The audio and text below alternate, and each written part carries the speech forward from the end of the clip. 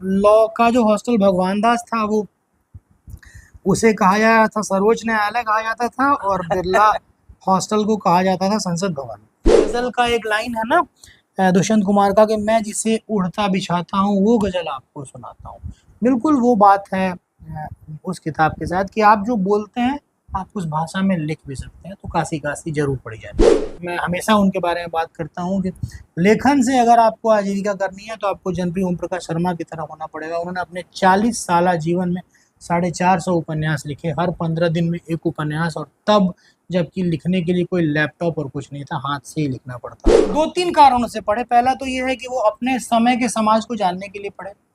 दूसरा इसलिए भी पढ़े कि लिखा कैसा और क्या जा रहा है, और तीसरा इसलिए भी पढ़े कि रील देखने से बेहतर है कि किताबें पढ़ ली जाए। बहुत सही। मोटो हुआ करता था कि हारेंगे तो उड़ेंगे, जीतेंगे तो थूरेंगे। तो इसी कंसेप्ट पे बिरला वाले काम किया करते थे।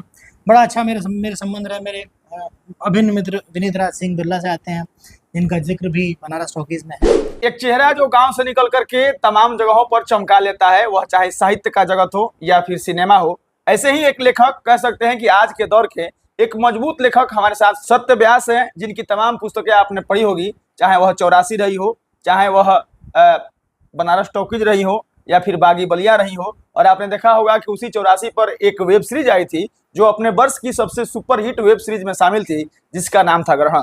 उसी के लेखक, हिंदी सिनेमा में पटकथा लेखक, जिसको आजकल स्क्रीन प्ले राइटर कहा जा रहा है, सत्य व्यास भैया हमारे साथ मौजूद है। साहित्य को लेकर के और फिल्मी दुनिया को लेकर के हम तमाम बातचीत करेंगे, और बातचीत के सिलसिला को शुरू करें उससे पहले बहुत बहुत स्वागत करते हैं भैया। बहुत शुक्रिया, बहुत शुक्रिया आपका। आप पे कई सवाल हैं, आप पे कई आरोप हैं, और इन दोनों को अगर हम शुरू करें तो सबसे पहले तो यही है कि मतलब आप साहित्य जगत में भी हिट हैं, सिनेमा में भी आप आपकी अच्छी पुस्तकों पर फिल्म आ रही है, और दोनों जगह आप सामंजस्य बनाए हुए हैं। कैसे मेंटेन करते हैं दोनों जगह?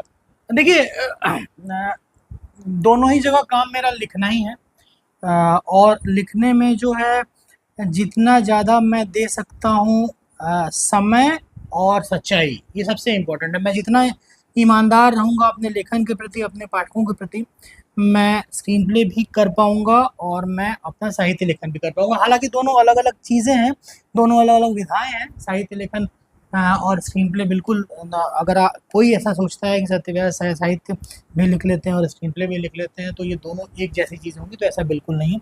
दोनों के व्याकरण बहुत अलग है। ये हो सकता है कि ऊपर वाले की नेमत हो कि मैं दोनों में अपना हाथ आजमा लेता हूँ।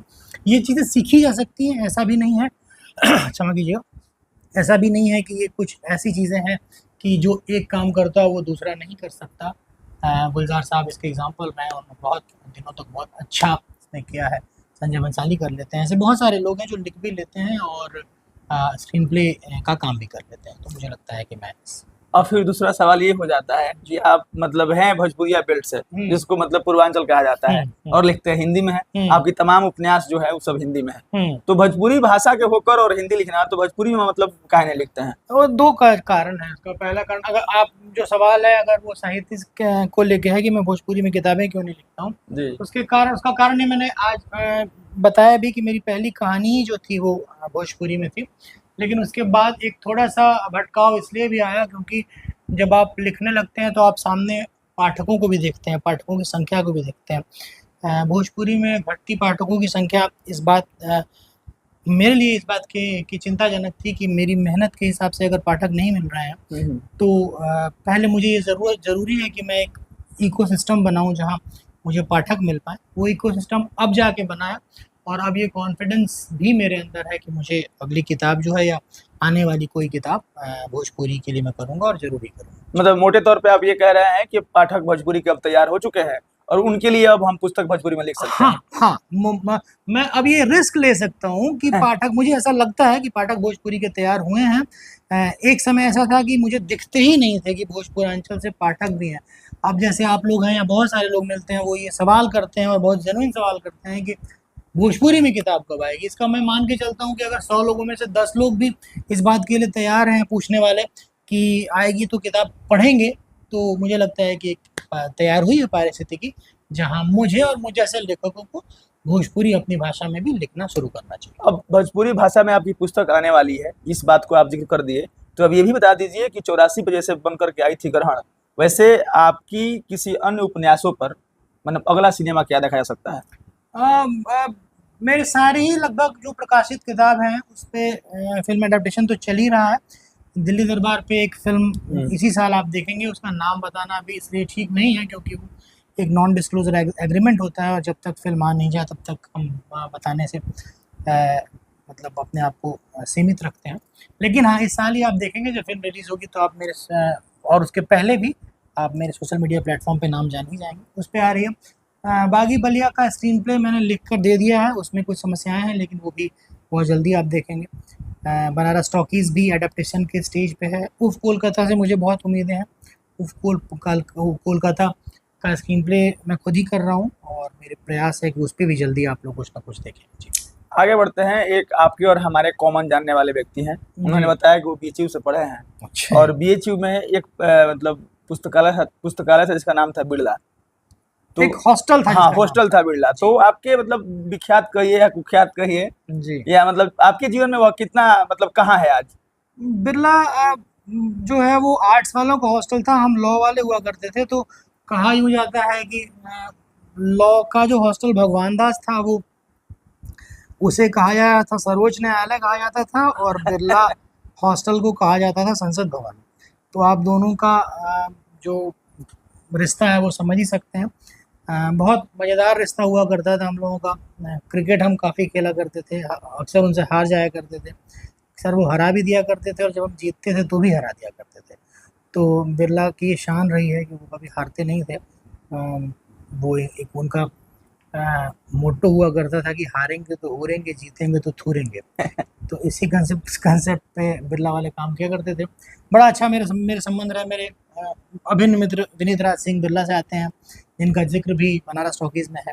बाकी बहुत सारे भी मित्र थे, तो बड़ी अच्छी यादें हैं मेरी बिरला से। अब जब आप अपने इस पुस्तक का नाम ले लिए तो आप पढ़े हैं मतलब वहीं से, आपके जी। पुस्तक का नाम है बनारस टॉकीज। जी। तो मतलब ये समझा जाए कि वो आपके किरदारों पर है उपन्यास? इसमें तो कोई छुपाव की बात ही नहीं रही है। मैंने हमेशा कहा है कि कोई भी किताब हो, बनारस टॉकीज़ हो या उसके बाद की भी किताबें हों, उसके बहुत सारे किरदार जो है आपको आम ज़िंदगी में दिखते हैं। बनारस टॉकीज़ के भी किरदार हॉस्टल के किरदार थे। ये ज़रूरी है कि उसमें जो 4-5 किरदार हैं, ज़रूरी नहीं है कि वो सारे गुण उस 4-5 किरदारों के ही थे। हम हॉस्टल में 240 लोग रहा करते थे, तो किसी-किसी के गुण अवगुण मैंने मिला के उन 4 किरदारों में रखे और दिखाए। लोगों को वो किरदार पसंद आए। तो हाँ, बिल्कुल है कि किरदारों से ही वो कहानी बनी है।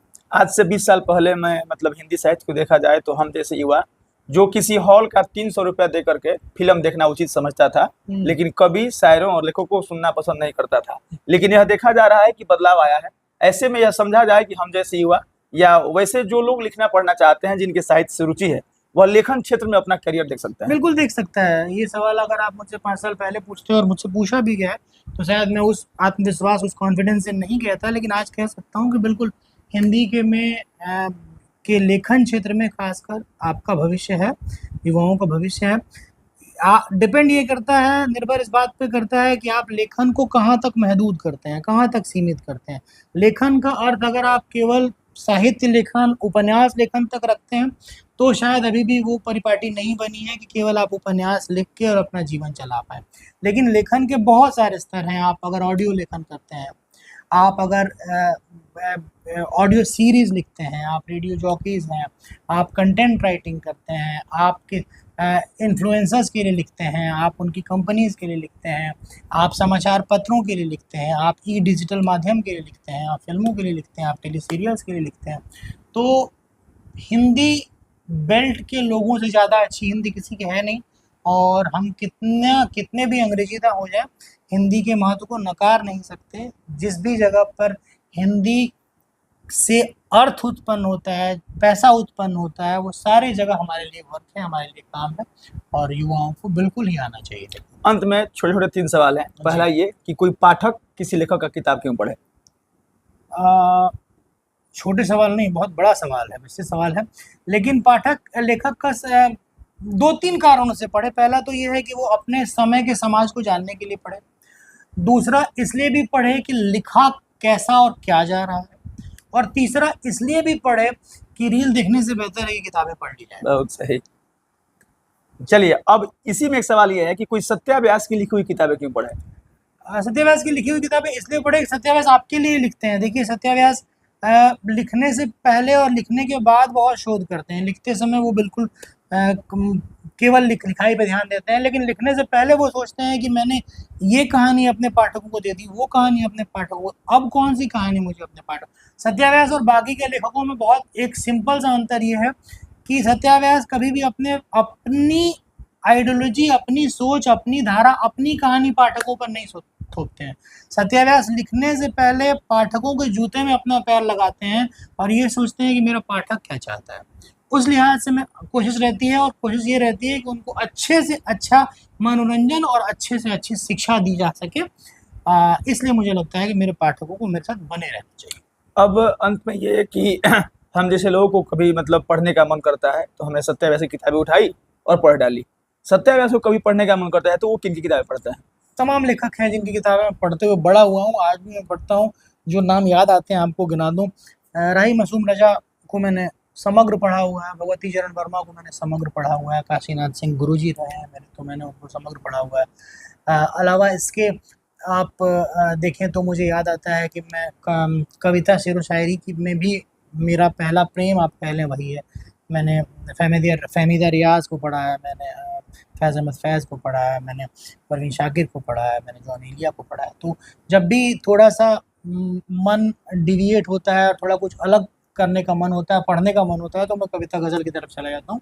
अदरवाइज़ मैं गद्य में मैंने आपको जो बताए नाम, इनको पढ़ा है। कोई नाम छूट रहा हो तो मैं आपको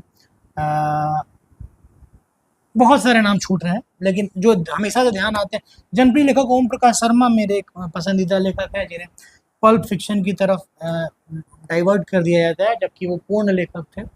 और मैं हमेशा उनके बारे में बात करता हूँ कि लेखन से अगर आपको आजीविका करनी है तो आपको जनप्रिय ओम प्रकाश शर्मा की तरफ होना पड़ेगा। उन्होंने अपने 40 साल जीवन में 450 उपन्यास लिखे, हर 15 दिन में एक उपन्यास, और तब जबकि लिखने के लिए कोई लैपटॉप और कुछ नहीं था, हाथ से ही लिखना पड़ता होगा। आप 15 दिन में एक उपन्यास लिख रहे हैं, और आप सोचिए कि उस आदमी के पास कितनी कहानियां रही होंगी कि एक कहानी का कंटेंट और आइडिया दूसरे कहानी से नहीं मिलता था। आप उनकी 450 कहानियों में से 400 कहानियां पढ़ के बोल देंगे कि मजा नहीं आया, लेकिन शायद एक भी कहानी पढ़ के ये नहीं बोल पाए कि यार इसका आइडिया जो है कहीं से चुराया हुआ है। ये एक लेखक के लिए बहुत बड़ी बात होती है। तो ये सारे लेखक हैं जिनको मैं पढ़ता रहा हूँ, पढ़ता रहता हूँ, और आगे भी मुझे लगता है कि पढ़ता रहूँगा। चलिए, हम लोग बातचीत के अब अंतिम दौर में हैं। हम चाहते हैं कि कुछ वैसे लेखक के हम नाम रखेंगे और सत्यव्यास उन लेखकों के बारे में अपना परसेप्शन बताएंगे कि उनको लेकर के उनका क्या ख्याल है। बहुत बढ़िया। और इस कड़ी में सबसे पहला हम नाम लेंगे रामधारी सिंह दिनकर। रामधारी सिंह दिनकर जो उनके लिए कहा जाता है राष्ट्र कवि। मैं आपको बताऊं, अगर इसमें थोड़ा एक लाइन बताऊं कि अगर मुझसे कभी कभी ये भी सवाल होता है कि ये कौन सी किताब है जिसको लेकर आप चांद पे जाना पसंद करेंगे, तो मैं हमेशा करता हूँ कि रश्मि रथी। रश्मि रथी एक ऐसी किताब है, मैं कभी भी कहीं भी किसी पेज से पढ़ सकता हूँ। रश्मि रथी पढ़ते समय तमाम समय ऐसा हुआ है कि मेरे आंखों से आंसू रहे, तमाम समय ऐसा। मैं अपने बूढ़े होते हुए पिता को के सामने बैठकर रश्मि रथी उस तरह पढ़ सकता हूँ जैसे लोग रामायण और महाभारत पढ़ के सुनते। दूसरा नाम है जयशंकर प्रसाद। जयशंकर प्रसाद की किताब कौन सी, मुझे कमायनी वगैरह। कमायनी मुझे पसंद है। कमायनी, उनकी एक और किताब है, मैं नाम भूल रहा हूँ, लेकिन कमायनी ही मैं लेके चलूंगा। एक और किताब है, मैं आपको याद दिला दूंगा, कमायनी बेसिकली। उसके बाद से मुंशी प्रेमचंद। मुंशी प्रेमचंद गोदान मुझे लगता है कि वो अपने आप में, हालांकि गोदान के अलावा मुझे लगता है मानसरोवर की सारी कहानियां मैं पढ़ सकता हूँ और कहीं से पढ़ सकता हूँ, लेकिन गोदान एक बार में मुझे। हरिवंश नारायण बच्चन। हरिवंश राय बच्चन की जो तीनों उनका कथा जो ऑटोबायोग्राफी है ना, तीनों, नीड़ का निर्माण फिर से, और जो बाकी दोनों हो, वो भी मैं कहीं से। अंतिम नाम सत्याव्यास। बड़ा मुश्किल सवाल है, बड़ा मुश्किल सवाल है। मेरा नहीं ख्याल कि मैंने अपनी कोई किताब लिखने के बाद दोबारा पढ़ी होगी, और ये कोई बहुत बोस्ट करने वाली बात नहीं है। मुझे ऐसा लगता है कि मेरे पास बहुत सारी कहानियां हैं, मेरे पास इतनी कहानियां हैं कि मेरे पास अपनी लिखी हुई कहानी को दोबारा पढ़ने का समय नहीं है, मैं दूसरी कहानी की तरफ चला जाता। मैंने किताब प्रकाशक को दी, मैंने एक बार उसको रिराइट किया, फिर मैं दोबारा नहीं पढ़ता। मुझे ऐसा लगता है कि उससे ज़्यादा जो समय है वो मैं अगले रिसर्च से ले लूँगा। बट फिर भी अगर आप पूछना चाहते हैं, अगर मुझे जवाब देना ही है तो चूज करिए।